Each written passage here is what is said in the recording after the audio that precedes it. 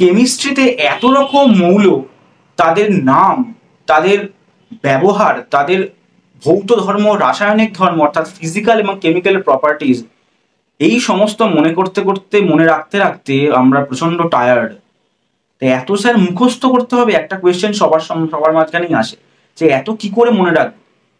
তো চলো আজকে এত মনে রাখার জায়গাটা আমরা না গিয়ে আমরা কি করি, কিছু রকম ট্রিক্সের মাধ্যমে কেমিস্ট্রির বিভিন্ন রকম মৌলের নাম এবং তাদের বিভিন্ন ক্রাইটেরিয়াস গুলো বা তাদের ধর্ম বা প্রপার্টিস গুলোকে আমরা একটা ছোট্ট ছড়ার মাধ্যমে বা নেমোনিক্স এর মাধ্যমে আমরা মনে রাখার চেষ্টা করি। তাহলে দেখবে কেমিস্ট্রি পড়তে এবং বুঝতে অনেক বেশি ভালো লাগছে এবং কেমিস্ট্রিতে নাম্বারও কিন্তু আমরা অনেক বেশি বেশি করে পাবো। আর কেমিস্ট্রি কিন্তু খারাপ লাগবে না, মুখস্থ করতে হবে না। তো নমস্কার, আমি দেবজ্যোতি গাঙ্গুলি, তোমরা দেখছো দ্য কনফিউজড কেমিস্ট। তো চলো ভিডিওটা শুরু করা যাক। তাহলে চলো দেখে নিই আমরা আজকে কোন ট্রিকটা তোমাদের সামনে নিয়ে এসেছি। কি আছে না, অ্যাক্টিভিটি সিরিজ অফ মেটাল বা ধাতুর সক্রিয়তা শ্রেণী। ক্লাস আমরা 10-এর কিন্তু একটা চ্যাপ্টারে পড়েছি, ধাতুবিদ্যা বলে একটা চ্যাপ্টার ছিল আমাদের ক্লাস 10-এ।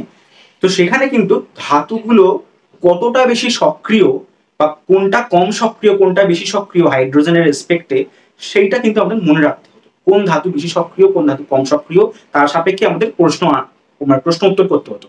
তো সেটা কিন্তু মনে রাখা এতগুলো এলিমেন্টকে নিয়ে প্রচন্ড কঠিন। তা আমি মনে করলাম যে যদি একটা ট্রিকের মাধ্যমে বা ছড়ার মাধ্যমে তোমরা ব্যাপারটা মনে রাখো, তাহলে কিন্তু পড়তে বা বুঝতে অনেক বেশি সুবিধা হতে পারে। তো চলো দেখে নিই আগে ট্রিকটা কি আছে। না বলছে দেখো, please stop calling me a careless zebra, instead try learning how copper metal saves gold. আরেকবার বলি, please stop calling me a careless zebra, instead try learning how copper metal saves gold। এটা কি রকম না, আমরা যদি প্রত্যেকটা প্রথম লেটারগুলোকে নিয়ে দেখি, potassium, sodium, C for calcium, magnesium, aluminium, carbon, এইভাবে প্রত্যেকটা এলিমেন্টকে যদি আমি উপর থেকে নিচে অব্দি যাই, এই প্রত্যেকটার প্রথম লেটারগুলো বা ইনিশিয়াল গুলো কিন্তু লেটার বা মেইন এলিমেন্ট গুলোর নামের সঙ্গে যাচ্ছে।